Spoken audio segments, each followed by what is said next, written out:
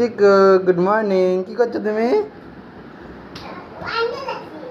Wow, এটা কে লিখেছে? এগুলো কে লিখেছে? ঘরটা কে আঁকিয়েছে? ফুল? এগুলো কি? ওরে বাপরে, এটা দেখি সুন্দরভাবে আঁকিয়েছে, বাপ লিখেছে। কত পর্যন্ত লিখেছ? 24, 25, 26, 27, 28, 29, 30, 42 হয়ে গেছে। তারপরে লেখো লেখো লেখো। তারপরে কত?